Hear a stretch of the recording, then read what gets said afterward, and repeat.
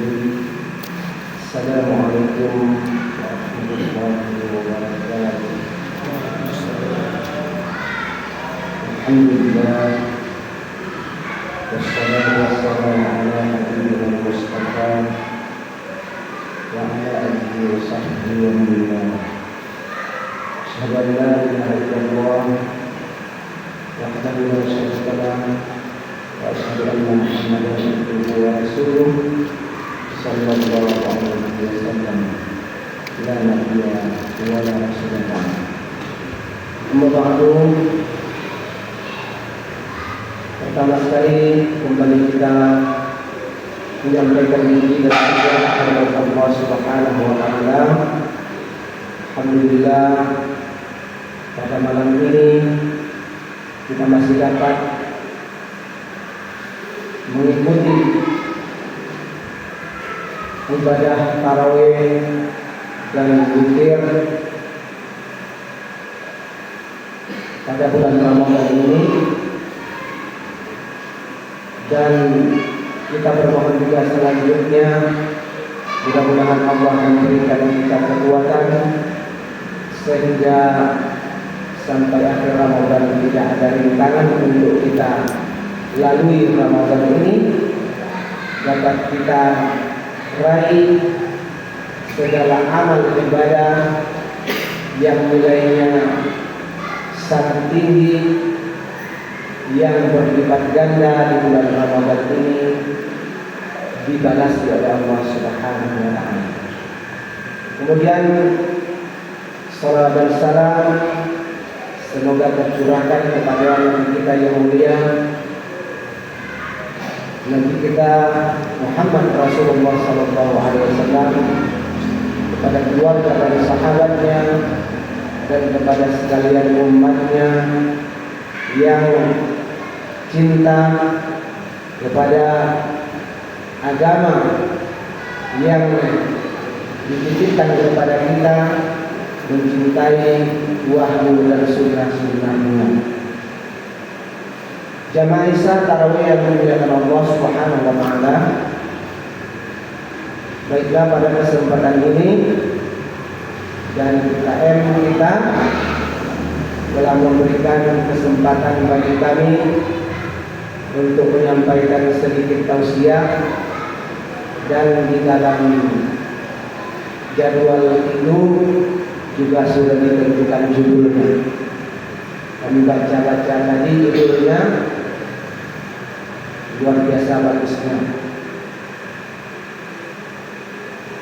Kalau bisa kami ulang kembali judul yang diberikan, yaitu Al-Quran sebagai pedoman hidup.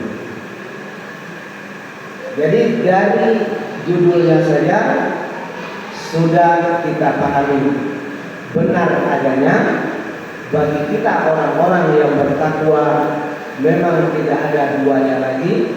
Al-Quranlah satu-satunya sebagai pedoman hidup kita, berdasarkan firman Allah Subhanahu wa taala, "Zalikal kitabu la raiba fihi hudan lil muttaqin."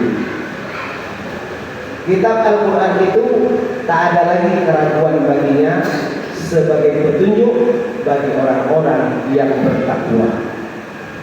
Kemudian dilanjutkan oleh Nabi kita Muhammad SAW, kata beliau, dua pegangan yang aku tinggalkan, manakala kamu berpegang teguh kepada keduanya, maka kamu tidak akan sesat selama-lamanya. Apa itu? Itulah dia kitabullah wa sunnatan Nabi, yaitu kitabullah Al-Quran dan sunnah Nabi kita Muhammad sallallahu alaihi wasallam. Jamaah yang dimuliakan Allah, maka Allah sudah menjamin ketika segala aspek hidup kita ini akan kita bawakan sesuai dengan kehendak Al-Quran, maka hidup kita ini akan menjadi unggul. Hidup kita ini akan menjadi terbaik dari kehidupan apa yang ada di permukaan bumi ini. Umpamanya kita bawa ke perdagangan kita pasti lebih baik dari sistem yang diperlakukan oleh manusia, karena kita mengacu kepada pedoman kita, Al-Quran. Jamaah yang dimuliakan Allah, demikian juga di dalam kehidupan kita sehari-hari, baik di dalam rumah tangga, di tengah-tengah masyarakat, bahkan di dalam berbangsa dan bernegara. Maka bila kita sandarkan aspek dunia kita, kehidupan kita kepada Al-Quran, pastilah kehidupan kita itu akan lebih baik dan lebih unggul dan dijamin oleh Allah Subhanahu wa Ta'ala. Dan mulai dari hal yang paling besar bahkan sampai yang sekecil-kecilnya diatur oleh Allah Subhanahu wa Ta'ala, sampai pada gerakan kita, sampai kepada ucapan kita. Kalau kita simak beberapa ayat di dalam surat Luqman, Allah berfirman, "Wala tusakhir khaddaka linnas." Ayat ini mengajarkan kita etika, estetika, mengajar kita adab. Bagaimana cara kita berinteraksi dengan sesama. Wala tusakhir khaddaka linnas. Janganlah kamu palingkan wajahmu dari manusia. Wala tamshi fil ardi maraha. Janganlah kamu berjalan dengan menyombongkan diri. Waqsid fi masjidika. Coba perlahan berjalan. Coba perlahan berjalan, jangan buru-buru, jangan nampak ada kesombongan. Waghdud min sautik, dan rendahkan suara. Nah, ini luar biasa. Mulai dari hal yang paling besar sampai pada hal yang paling kecil. Padahal kalau kita pikir, kalau masalah berjalan itu kan urusan kita. Bagaimana cara kita berjalan? Bagaimana cara kita berbicara? Itu kan pribadi. Tapi Allah sudah mengatur sedemikian rupa. Waqsid fi masjidika, perlahan perjalananmu. Waghdud min sautik, dan lembutkanlah suaramu. Dalam hal bersuara, dalam hal berjalan, itu sudah diatur di dalam Al-Quran. Maka tinggal kita mengikutinya saja.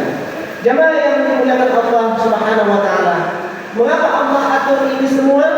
Mulai dari hal yang paling besar sampai yang paling kecil, karena ada nilai, ada harga bagi Allah Subhanahu wa Ta'ala. Apapun yang kita kerjakan, apapun yang kita lakukan, sekecil apapun, itu ada nilainya bagi Allah Subhanahu wa Ta'ala. Karena pada akhirnya nanti kehidupan ini akan disudahi dengan kematian. Lalu kemudian kita hidup lagi, semua jejak kehidupan kita itu akan kembali diungkapkan oleh Allah Subhanahu wa Ta'ala. Di mana ayyukum ahsanu amala. Tujuan Allah ini ingin melihat siapa yang paling baik daripada jejak kehidupan kita. Jamaah yang dimuliakan Allah, di dalam surat Luqman juga Allah sebutkan, in takum mithqala habatin min khardalin fatakum fi sakratin aw fis samai aw fis samawati aw fil ardh ya'ti bi Allah. Seandainya ada amalanmu, perbuatanmu, jejak kehidupanmu sebesar biji sawi yang tersimpan di dalam batu, atau tersimpan di langit, atau juga tersimpan di bumi, ya'ti bi Allah, niscaya Allah akan mendatangkan kepadamu, nanti Allah akan berikan kepadamu. Maka jemaah yang dimuliakan Allah, setiap orang hidup ini, ya, orang hidup ini tidak terlepas sebenarnya dari tatanan kehidupan yang telah diatur oleh Allah. Bila ia keluar dari tatanan kehidupan yang telah diatur oleh Allah, maka hidupnya bakal sengsara. Dan bila dia akan kembali kepada Al-Quran, maka insya Allah hidup ini akan menjadi bahagia. Kebahagiaan itu tidak hanya sementara, tetapi kebahagiaan itu akan berlanjut. Setelah kematian ini, ada kehidupan yang sebenarnya yang selalu disampaikan guru-guru kita, kehidupan yang kekal dan abadi, yaitu kehidupan akhirat. Di sana kehidupan yang bahagia yang sebenarnya bisa kita raih, dan kita akan dihantarkan kepada kebahagiaan yang kekal itu, tentunya hanya kembali kepada Al-Quran. Jamaah yang dimuliakan Allah, maka paling tidak manusia ini, paling tidak dia mengerti tentang dirinya, mengerti tentang kehidupannya, mengerti dia dari mana ia diciptakan dan kemana dia akan kembali. Apabila manusia tak mengerti yang sedemikian rupa, maka dia terlepas dari bimbingan Al-Quran.